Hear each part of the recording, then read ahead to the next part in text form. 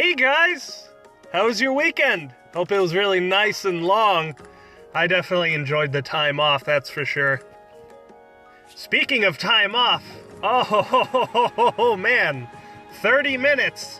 What could I possibly have to talk about? Everything. So much fucking stuff. I just want to cover it all, get it out of the way, because a good chunk of it is dated too. So much stuff was happening last week, and I wasn't able to talk about all the stuff I wanted to talk about, so I'm just gonna fucking do it now. On top of that, I had tons of footage already recorded of this, that, and the other thing. So I figure I might as well get it all done at once. Holidays were fun for me. Now that I'm older, I don't look forward to, like, Christmas and New Year's the same way I used to when I was younger. I just kind of enjoy the time off, rather. I don't really look forward to presents anymore because I'm the one that buys myself presents now, so it just pretty much takes the fun out of it. Because it's like, oh, hey, I'm just doing this on a special day rather than any other day, and then I wrap it and I can't have it right away. That's probably a really weird way to look at it, but first of all, check out this Black Knight here. Yeah, get fucked. Oh man, Henry is so strong, dude. I'm really liking my armor emblem team. Really fantastic. I actually gave Tharja Aether, and now I have a better idea about how that's working, which is kind of what I expected. She doesn't have the nuking power that she used to with Glacis or Iceberg anymore, but she does have longevity, so you are trading one thing for another. I'm having trouble deciding between Glacis and Aether, but I think I might just stick with Aether because of the fact that it's worth more points in Arena. This Bound Hero battle was probably the most infuriating one I've played so far, because it essentially counters my playstyle, which is generally enemy phase baiting and counterattacking. I'm not really a player phase kind of guy, because ironically player phase is where all the risk is, because you move something, you attack, and now it doesn't move anymore and it's vulnerable to the enemy phase. So if you play specifically for the enemy phase, I feel like it's a much safer kind of playstyle, more conservative in my opinion. And this one you just can't fucking bait. It don't work that way. Like, Lucius, my god, I have never been so infuriated. Just, like, attacking me for free, no counter, all this damage for free, doesn't even matter what the fuck your stats are. It's like, hey, you're gonna take all this damage, and then all my friends are gonna come kill you, fuck you. Luckily, however, I was able to find a solution after, I think, one stamina potion. I know one stamina potion isn't a big deal, but it was pretty goddamn frustrating. I had to switch up my actual playstyle in order to beat this one. I couldn't bait like I usually do. Like this right here, this clip was Lunatic, so that wasn't too bad, but Infernal, I mean, fuck. Fucking shitballs, dick ass, goddammit. Fuck. I'm sure this Bound Hero battle wasn't too difficult for that many people. I mean, there are a lot more commonly accepted, more difficult Grand Hero and Bound Hero battle maps, but this one was especially hard for me because it directly countered my playstyle, and that fucking sucked. Oh man, it's been like a week, and I'm still salty about it. So if you're having trouble, definitely consult one of the free-to-play guys on how to beat it before this thing ends. Phoenix Master 1 has plenty of, like, awesome free-to-play guides for these Bound Hero battles. Not that he needs, you know, the extra shoutouts and whatnot. He's probably and arguably the best Fire Emblem Heroes content creator out there. I don't know how he does it, or even how he has the free time. I barely have any fucking free time to myself to do these commentary videos. Fuck. But I'm kind of getting off topic. This is where I usually struggled in the this one's Bound Hero Battle Luna.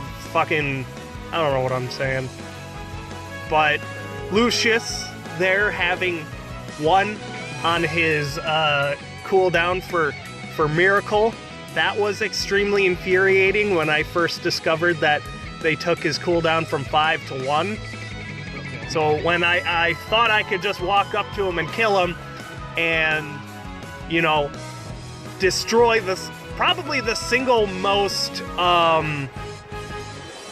difficult enemy on the enemy team was, and the fact that I couldn't just kill him straight away. Oh man. Because that would also mean I would have to, like, 1 round KO or follow up on a bunch of enemies. God, it was just, oh man. I'm getting salty thinking about it again, too. It was just so ridiculously difficult, the number of things you had to keep track of, especially in regards to, you know, player phase, enemy phase, knowing what to kill, when, knowing who could take what hit. Like, look at that. Fuck. Oh, man. This was pure trial and error. You just never knew what was gonna happen when, and you just couldn't. This game's pretty much all about 1 round KOing. If you don't kill something, it's gonna come back and kill you back because you didn't kill it. Ugh. It's pretty crazy when you think about it, how a lot of our units' stats can be so close to one another and resemble one another. And yet, we are in a meta where damn near everyone can, like, 1 round KO someone else under the right circumstances. I get glass cannons and stuff like that and characters with specific roles, but in the broad spectrum of things, there's a lot of characters that have a good chunk of stats that are within, like, 1 to 3 points of each other. And when you put, you know, 2 of them against each other, those very small, you know, differences in numbers can make such a big difference. It's crazy. And when I was playing this Grand Hero Battle, I was actually considering trying some cheese strat where I use, like, fucking 3 dancers and Bridelia or something. Something, like, extremely fucking cheesy. Because this was, I don't know why it was like more frustrating than other Bound Hero battles and Grand Hero battles, but this one was especially frustrating for me. It wasn't like the most difficult, because I've had harder times on different maps, but with, ironically, the harder ones, I was less frustrated than this one. It just didn't feel good. I felt gypped pretty often. Especially with fucking Lucius there. God damn it. It was probably mostly the free damage and not being able to counterattack and shit, but that's what made it difficult in the first place. Look at all that! Look at that! Everybody's at, like, fucking 1. Fuck. That, it does not feel good at all, and then the fact that he survives and continues to be a pain in my dick. Oh, I'm so glad this clip is almost over. But Yeah. Now that I think about it, what we had fucking 4, 5, 6 plus events in the span of a weekend. We've got daily maps. We've got our, favorite Warriors maps for grinding. Let's see, what else do we got? We got New Year's maps for even more orbs. We've got Tempest Trials. We got this Bound Hero Battle. We got Voting Gauntlet. Fuck! That's a lot of orbs. That's a lot of stuff to do. That's a lot of stuff to earn. Wow! Wow, yeah, come to think of it, that's like almost all over the span of a weekend, because I'm only getting around to talking about these things now. Like, I'll probably just touch on Tempest Trials real quick. Oh, here's the clip where I give Tharja Aether. Tempest Trials. The story with that just kind of fell through pretty significantly. Like, I feel like they tried to turn Tempest Trials into a thing with the first 1 or 2, but now, like, the little thing that they do before and after the event, starts and ends, it's more of a gimmick rather than actual content anymore, because Loki actually first made her appearance in the first and I think second Tempest Trials, where she was masquerading as other characters. And it's pretty funny, and I've seen a couple memes about it, but like Tempest Trials, everybody's super excited for like the first day or so, and then every one after that, it's like, oh, I gotta grind Tempest Trials. Well, it's not exactly anymore, but it's more like, oh, well, I'm kind of busy right now, or I don't feel like playing, so I'm just gonna burn all 99 of my stamina autoing Tempest Trials. Free rewards, yay! That's like damn near 95% of my Tempest Trials gameplay these days. It's all auto. Like, fuck, I'm barely even compelled to just play, the bonus rounds each day.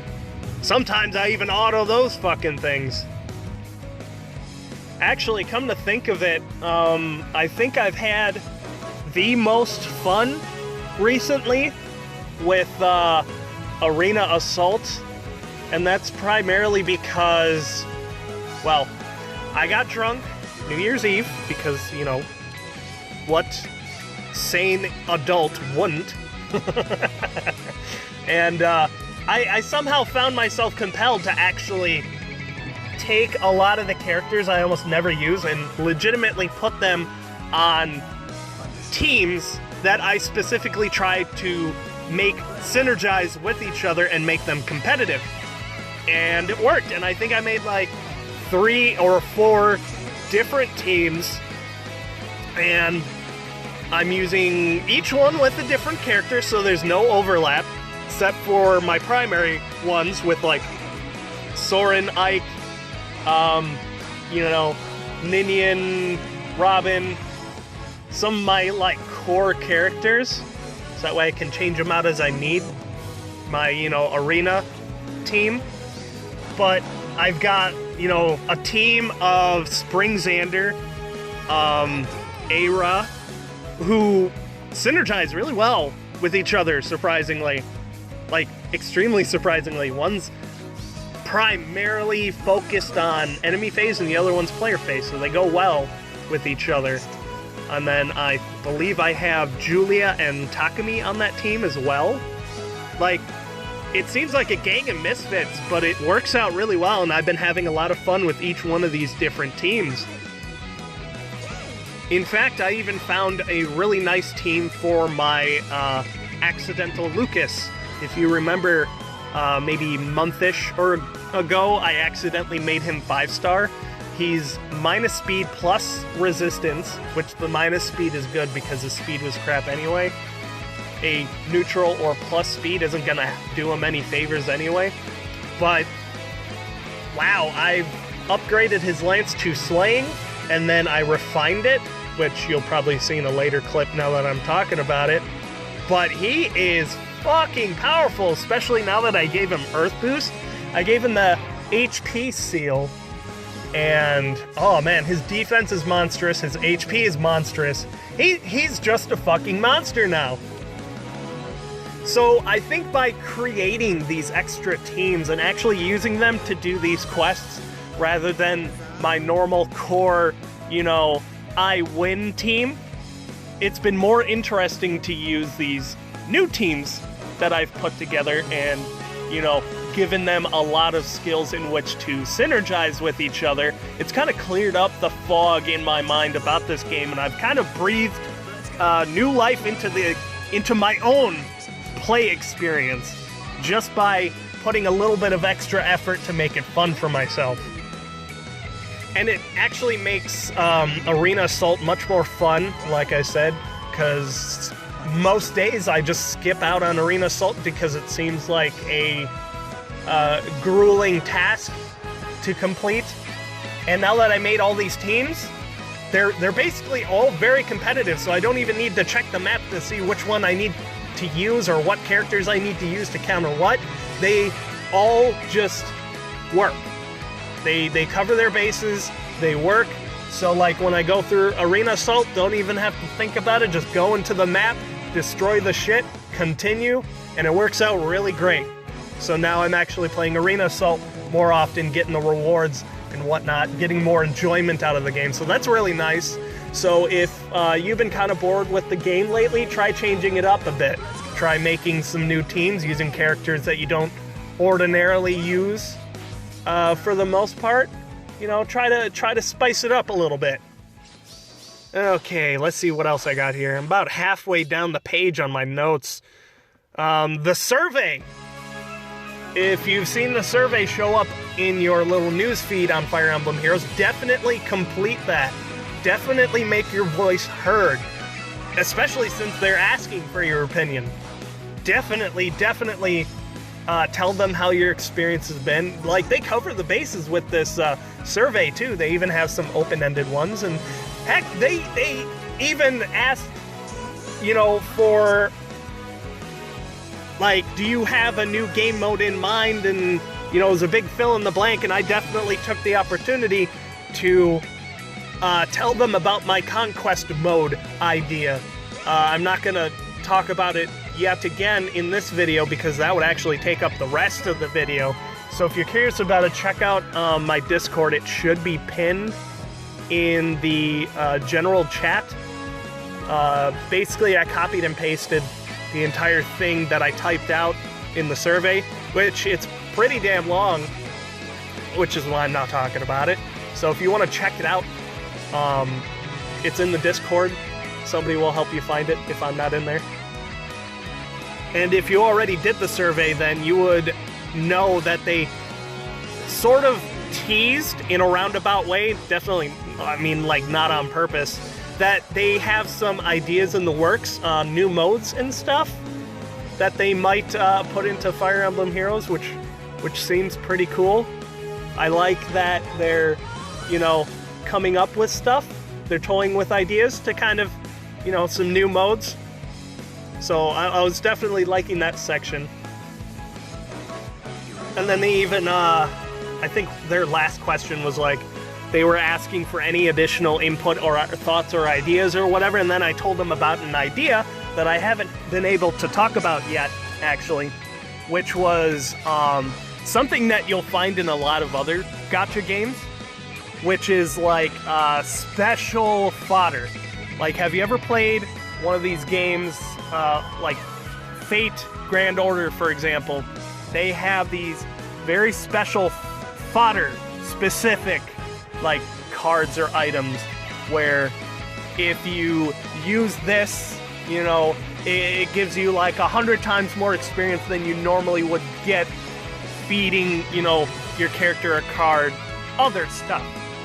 So basically, it's like, my idea was special unit fodder, right? Like, maybe you would get a generic villager as a unit, right? and you can't use him in battle. He doesn't like have any stats or nothing. And sure, it sounds useless at first, but what you would use him for is for inheriting skills. Now, being a villager, they have what? The aptitude to do literally anything, learn anything, right?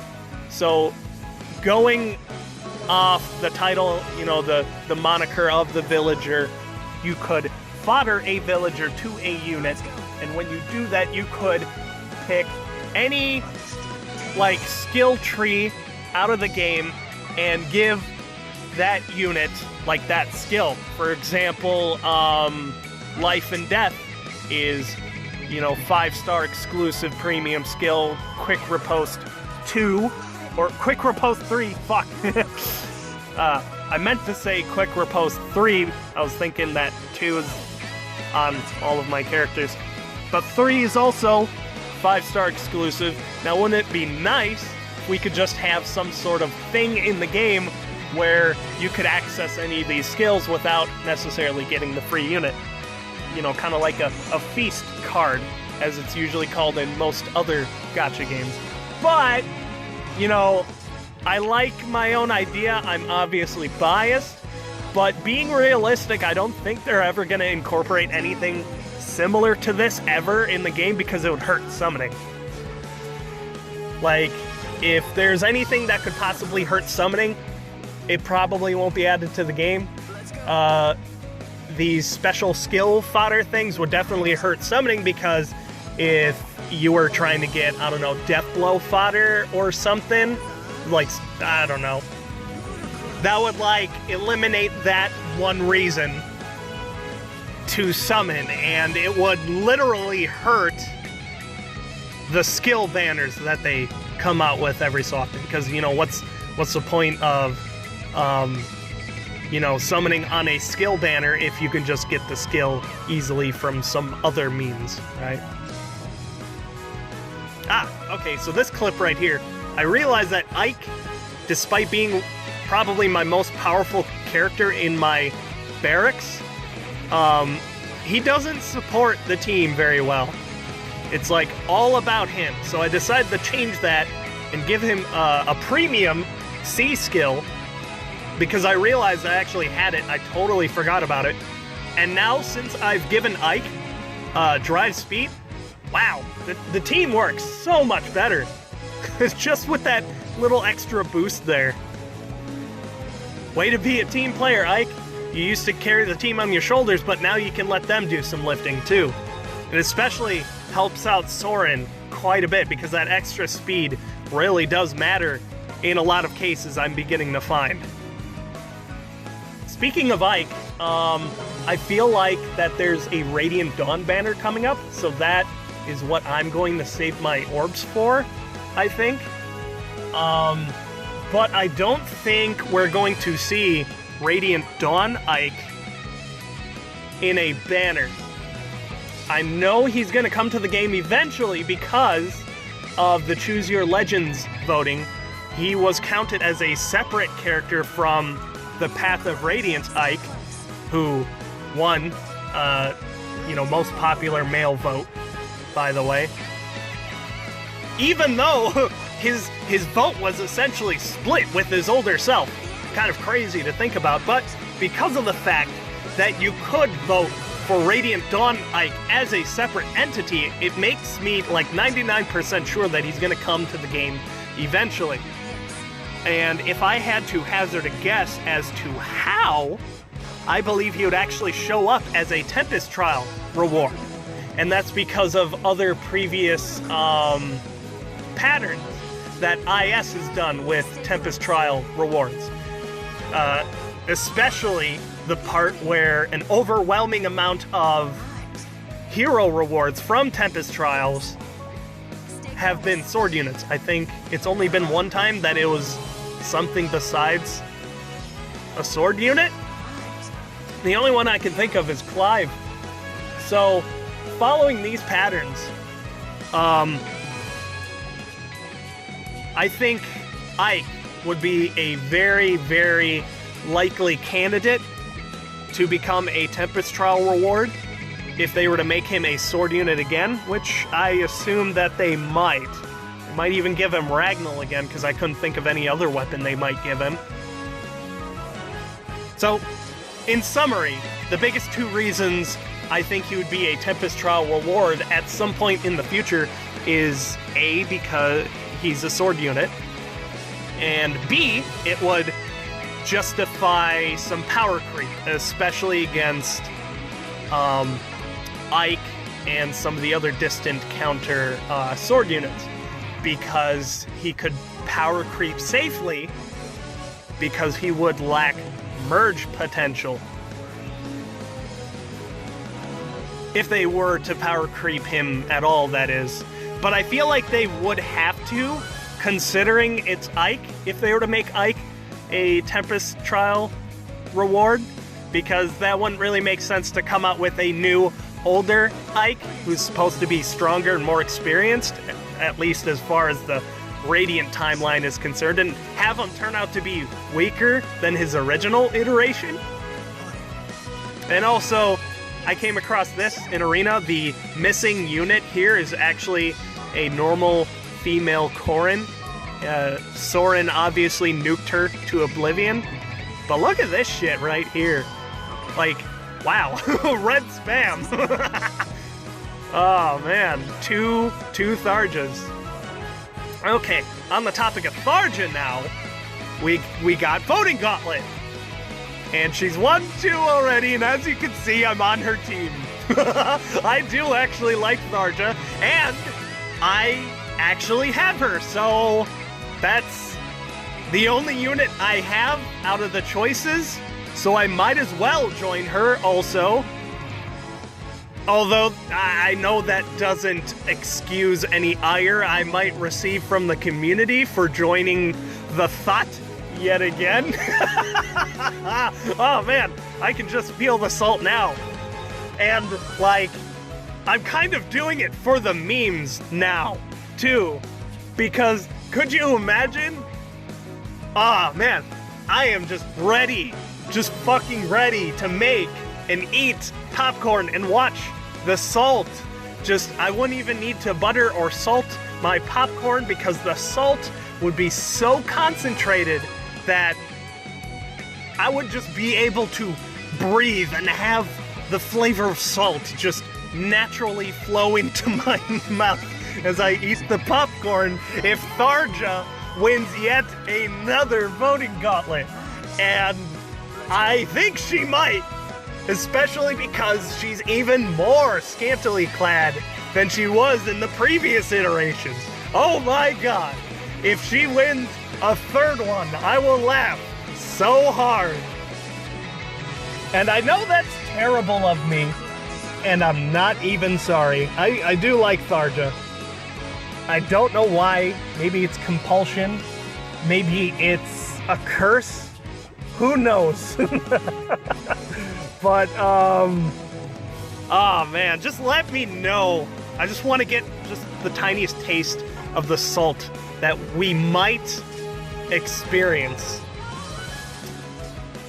if she wins yet another Voting Gauntlet. Let me know how you would feel if she won a third one. Okay, so the final thing on the docket here is, now we're to the point of the video, the very end, where the real fans are watching.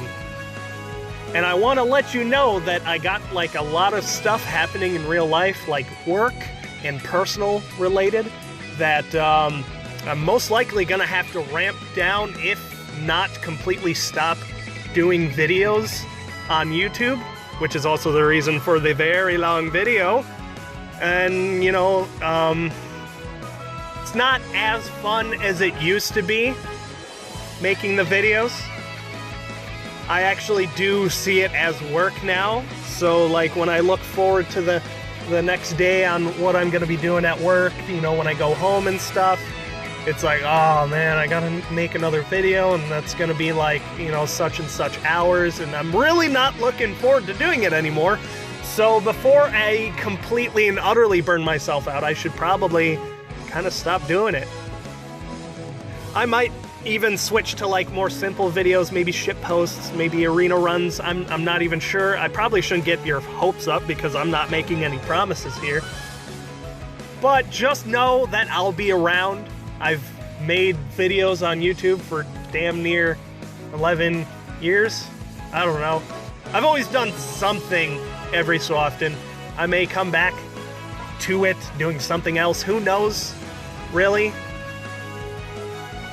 But I figure I'd give you guys a bit of a heads up. I was kind of contemplating whether I should say anything at all, but I figured it was better to say something than not at all. I'm sure you guys would appreciate that. But yeah, especially the changes at work would lead to me having less energy and free time at the end of the day in which to do these videos. So, you know, I gotta make that trade, right? And I have to make the logical trade. It would be completely ridiculous if I was just like, you know what? Fuck work. I'm just gonna do YouTube from now on. As fun as that would seem, god damn, this is a lot of work too.